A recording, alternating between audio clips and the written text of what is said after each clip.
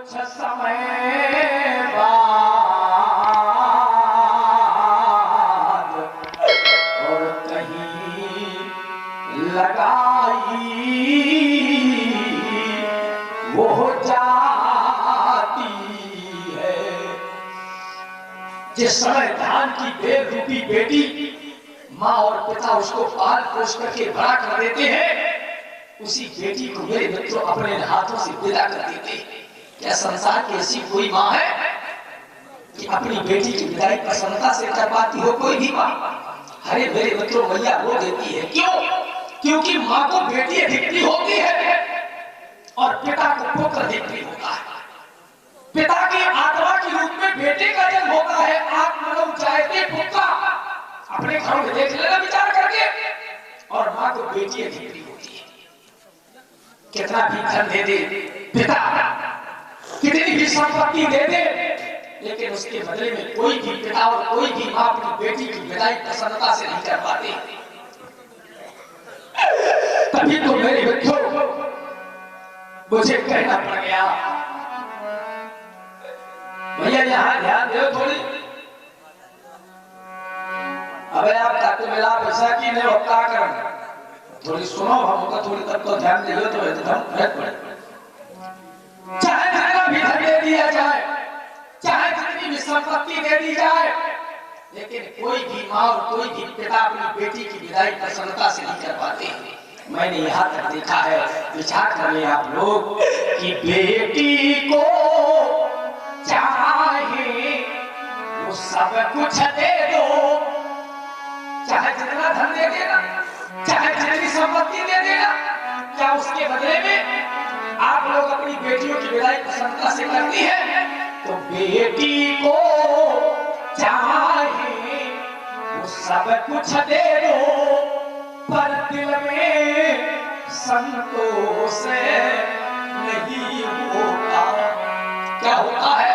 तो ये बेटी की प्रथा विदाई में ये हर मातृ पिता देखा रोता, ये हर मातृ पिता देखा रोता।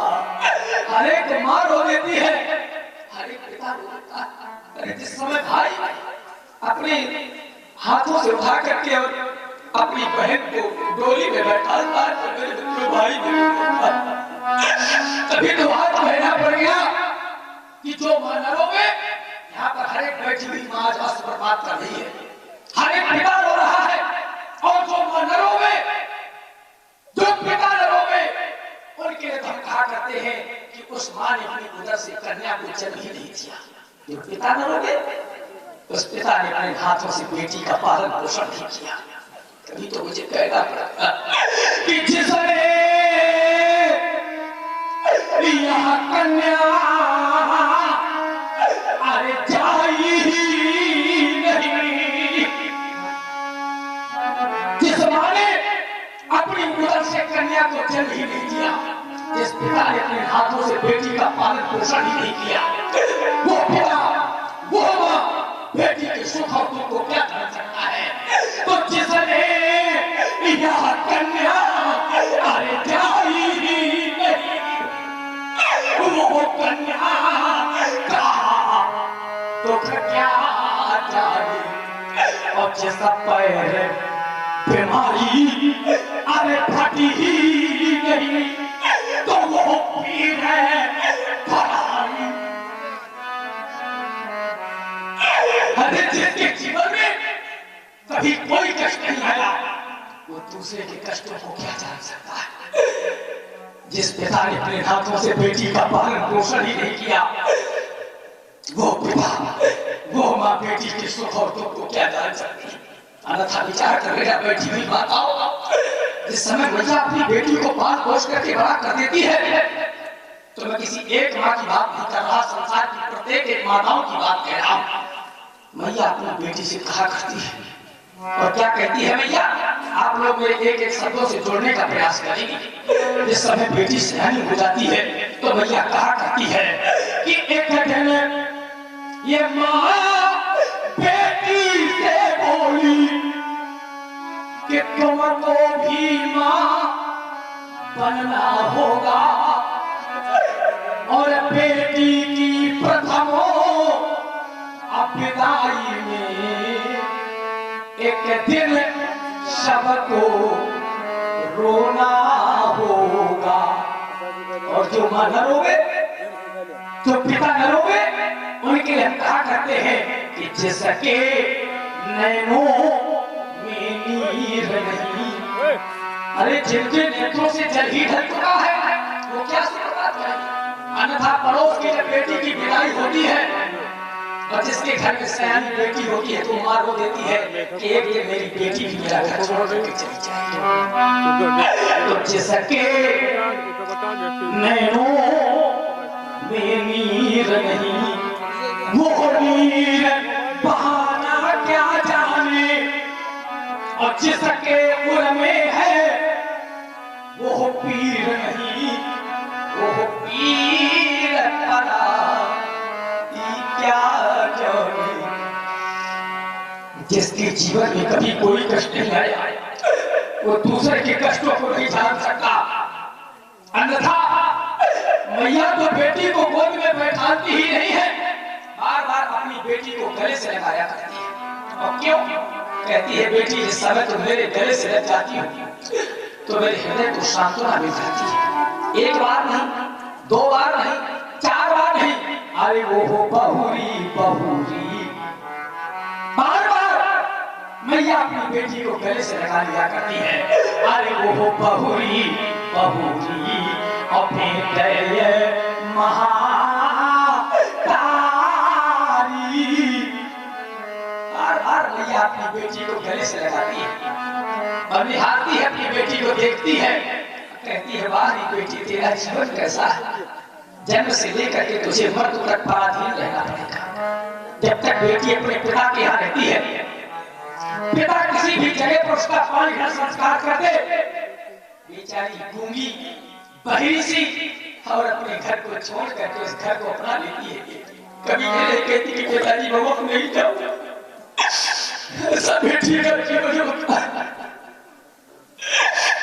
अरे ससुराल में कितनी भी प्रताड़नाएं बेटी को दी जाए, उसको सताया जाए, उसको मारा जाए, लेकिन बेटी अपनी मां से अपने कष्टों को कभी नहीं कहती, कभी नहीं कहती। तभी तो आज मुझे कहना पड़ा कि यह कतई धस जिए। अगर ब्रह्मा की सृष्टि के अंतर्गत अगर किसी की रचना हुई है और यदि वह बेटी है तो मेरे मित्रों उसको आजीवन पराधीन रहना पड़ता है।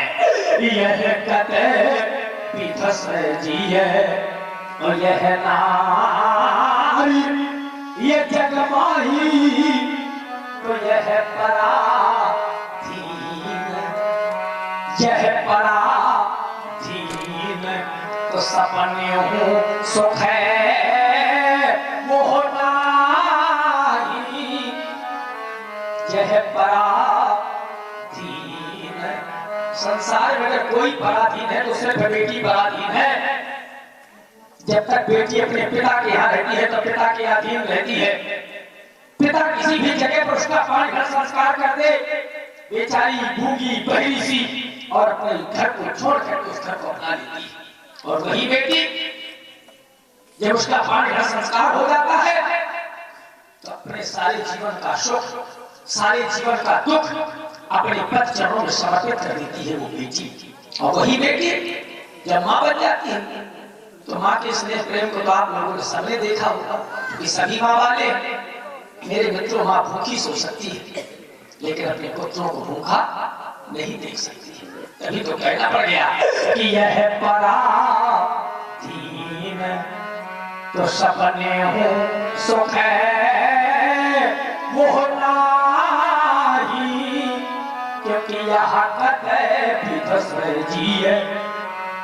ब्रह्मा की सृष्टि के अंतर्गत अगर किसी की रचना हुई है और यदि वह बेटी है तो जन्म से लेकर के और मृत्यु तक उसको पराधीन रहना पड़ता है। आप लोग कह रहे हो कि महाराज हम पराधीनता को क्या जाने, एक मैं आप लोगों के सामने उदाहरण प्रस्तुत करना चाहता हूँ। विचार एक समय ऐसा आता है जो आपके जीवन में विपराधीनता का समय आता है, जिस समय व्यक्ति की पाया खंडित हो जाती है और वही व्यक्ति एक नहीं, दो नहीं, चार पुत्रों का मेरे मित्रों भरण पोषण करता है। एक पिता अभी निर्धन हो लेकिन परिश्रम करके अपने पुत्रों को पढ़ाता है, लिखाता है, ऊंचे पद पर उसको बैठाता है। और जब वही पुत्र चार पुत्र, यद्यपि मैं सभी घरों की बात नहीं कर रहा लेकिन बहुत से प्रमाण आपने देखे होंगे, वही चार पुत्र मेरे मित्रों एक पिता का भरण पोषण नहीं कर पाते। कहते हैं 3 महीने भोजन तुम कराना, 3 महीने भोजन तुम कराना। अब इस प्रकार से पूछ लो मेरे मित्रों, वो यही कहता है कि महाराज भगवान बेटा न होता तो ज्यादा अच्छा, क्योंकि कहना पड़ गया कि बेटा भाई जगत में, संसार बड़ा स्वार्थी है मेरे मित्रों, बेटा भाई जगत में और सब स्वार्थ के मीत, पर बेटी अपने और निज पिता से सुकरती साची प्रीत। अगर सच्ची प्रीत करने वाली है तो सिर्फ बेटी सच्ची प्रीत करने वाली है, सिर्फ बेटी सच्ची प्रीत करने वाली है। तभी तो भाई, यदि आप लोग कह रहे हो कि महाराज जब आपकी बेटी इतनी दुलारी थी, इतनी प्यारी थी, तो दुलारी बेटी जैसा पर नहीं करना चाहिए था। मेरे मित्रों, मेरे तो एक नहीं, 2 नहीं, 4 नहीं, जब अनेकों जन्मों के पुण्य पूंजीभूत हुए होंगे तब इस वसुंधरा ने अपना वक्षस्थल फाड़ करके और इस कन्या को मेरे सुकृत रूप में प्रदान कर दिया था। तो क्या ये मेरी बेटी मुझको प्रिय नहीं होगी? यह जनक और सुकृति मेरा सुकृति है, मेरा पुण्य है। यह जनक और सुकृति ये मूरत देही, यह जनक सुकृति मेरा सुकृति है, मेरा पुण्य है।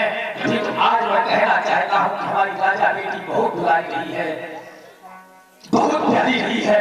समाज का कोई व्यक्ति माने या न माने, लेकिन मैं प्रयास करूंगा कि मनवा करके रहूंगा। और तभी तो हमारा कहना है कि हम कहें कि ये बेटी दुलारी रही। अगर हम कह दें कि हमारी राजा बेटी बहुत दुलारी रही है, बहुत प्यारी रही है, तो शायद समाज का कोई भी व्यक्ति मानने के लिए तैयार नहीं होगा, लेकिन मैं प्रयास करूंगा कि मनवा करके रहूंगा। अरे हम कहें कि ये बेटी दुलारी रही, पर सीता बेटी मेरी हाय कुंवारी रही। ये राजा बेटी मेरी हाय कुंवारी रही। देख लो दुनिया वालों, अरे बड़े अरमान से और वो मैंने पाली सिया, बड़े अरमानों के साथ मैंने अपनी बेटी का पालन पोषण किया था। अरे बड़े अरमान से और वो मैंने पाली सिया, पर प्रण पूरा हुआ हाय फटे तालिया। ये प्रण पूरा हुआ हाय फटे तालिया। तो आज मती मेरी कैसी मारी गई, और ये वाटिका में कली अधिखिरी रह गई। तो ये वाटिका में कली अधिखिरी रह गई। तो हम कहें कि ये बेटी दुलारी रही, पर सीता बेटी मेरी हाय कुंवारी रही। ये राजा बेटी मेरी हाय कुंवारी रही। आज मैंने आप लोगों को अनेकों प्रकार से समझाया, अनेकों प्रकार से चुनौतियां दी, लेकिन कोई भी वीरता का मन उठ करके मेरे प्रण की पूर्त न कर सका। कर देता मेरे प्रण की पूर्त और प्राप्त कर लेता बैठी हुई लाभों की मूर्त। अब कहना चाहता हूं, कोई भी वीरता कहानी, कोई भी क्षत्रिय नेपाल मेरे सामने वीरता मांगने का प्रयास करे, क्योंकि मैंने जाना है कि पृथ्वी पर कोई भी नहीं लेके आए। अब जब तुम माथे भटवाली और कारण है वीर, ये वीर, अरे वही मर जाए। और कब जानी, जब यह दुर्गति सामने आनी, तब वीर मरी मर जानी। और जब वीर मर जानी तो मेरे मित्रों समाप्त हो गई आप लोगों की मेहरबानी। चले जाओ मेरी मिथिला से, परित्याग कर दो मेरी मिथिला का। अगर इतने पर भी मेरी मिथिला का परित्याग नहीं, तो कहना चाहता हूं, एक संकेत है मेरे मित्रों, आप लोग अपनी आशाओं में निराशाओं में परिवर्तित हो गए। जो आशाएं लेकर के आए थे, वो तुम्हारी आशाएं निराशाओं में परिवर्तित हो गई। तो हमारा कहना है कि तजहू आशय और निज निज गृह जाहू। क्यों मैंने कह दिया तजहू आश और निज निज गृह जाहू? कारण है आप लोग अपने घरों से कह करके आए थे कि हम मिथिला जा रही है, धनुष का खंडन करेंगे, राजकुमारी सीता के साथ अपना पाणी का संस्कार करेंगे। और मेरे तो आप लोग अपने कार्य में असफल हो गए हो। तो जब आप लोग अपने कार्य में असफल हो गए हो, आपके घर वाले आरतियां सजाए हुए बैठे हो, और आप जब यहाँ से अपने कार्य में सफलता को न प्राप्त करते हुए घर जाओगे, तो कहो हो सकता है न जाओ, कहीं कुआं तालाब कर जाओ, कहीं जहर का पान कर ले। तो मेरा इस वजह से संकेत है कि कृपया यहाँ तजहू आशय और निज निज और गृह जाहू। क्यों? क्योंकि यहाँ लिखा न विधि और ये पैदेही विवाह। अगर विधाता मेरी बेटी की रचना करते, उसके विवाह के अंक अंकित कर देते, लेकिन ब्रह्मा की सृष्टि से परे है मेरी बेटी, आज उसके विवाह के अंक कैसे अंकित करते? यदि आप लोग कह रहे हो कि महाराज अपना प्रण छोड़ दे, अगर मैं अपना प्रण छोड़ता हूं तो मेरा पुण्य समाप्त हो जाएगा। यह है सुकृति जारी जो प्राण अपरिहराम। अगर मैं अपना प्रण छोड़ता हूं तो मेरा पुण्य समाप्त हो जाएगा। तो फिर क्या करूं? तो एक मैं निर्णय लेने जा रहा हूं, और निर्णय यह है कि यह है कुमारी अब रहेगा कराऊं। भले ही मेरी बेटी कुमारी क्यों न रह जाए, लेकिन मैं आज अपना प्रण नहीं छोड़ सकता, क्योंकि मेरे मित्रों राजाओं के तो दो ही भूषण हुआ करते हैं, एक प्रण और एक रण। क्षत्रिय रण में मर सकता है लेकिन पीठ नहीं दिखा सकता, और प्रण भी जो क्षत्रिय कर दे। और मेरे मित्रों प्रण को छोड़। सीताराम सीताराम सीताराम कहिए, जाहि विधि राखे राम ताहि विधि रहिए।